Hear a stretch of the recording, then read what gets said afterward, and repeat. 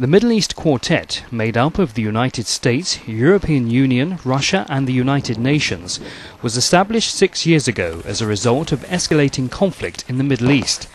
But ahead of a Quartet meeting in New York this week, a coalition of aid agencies and human rights groups have criticised the group for failing to improve the humanitarian crisis and sustain prospects for peace.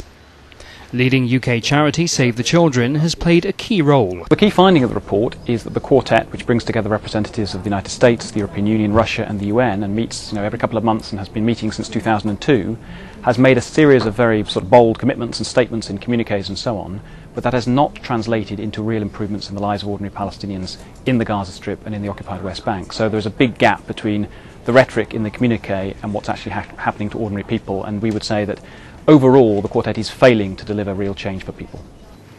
The report assessed progress on 10 of the Quartet's own objectives, using data gathered by aid agencies on the ground.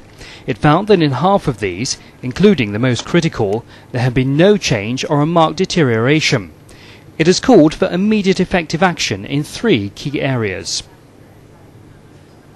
There needs to be an end to settlement expansion on the part of Israel in the occupied West Bank. The Quartet and the broader international community has called on Israel to do that. Israel has accepted in previous statements that settlement expansion needs to stop, but we're not seeing that. What we're seeing on the ground is continuing settlement expansion, more settlers going in illegally under international law, and this is an area where we really do need to see decisive action. People living in the Gaza Strip face more misery and suffering as little has been done to improve the humanitarian situation. 80% of the population is dependent on aid as their livelihoods have been destroyed. Basically, Gaza is subject to economic strangulation. Almost nothing can come into Gaza, absolutely nothing can come out in terms of exports. There's a complete 100% ban on exports. That is contributing to a very serious humanitarian situation within Gaza, which has obvious implications for children living there, for ordinary people. We've seen, for example, a big increase in child malnutrition, in the levels of anemia amongst young children. As humanitarian agencies, that's a primary concern for us, but we realise that there needs to be progress on the political front before that humanitarian situation will improve. The coalition has called for fundamental changes to get real results.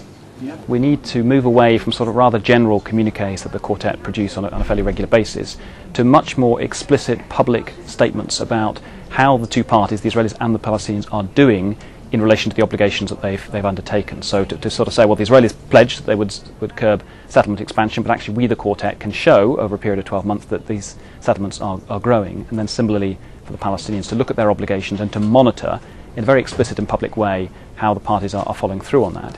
And then the second thing that we're saying is that this issue needs to come back to the UN Security Council.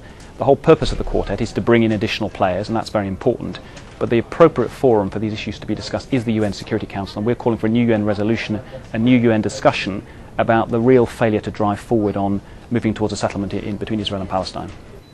Through their report, the coalition hope the Quartet will radically revise its existing approach and show the people of the region that it can promote peace and reconciliation and help make a real difference.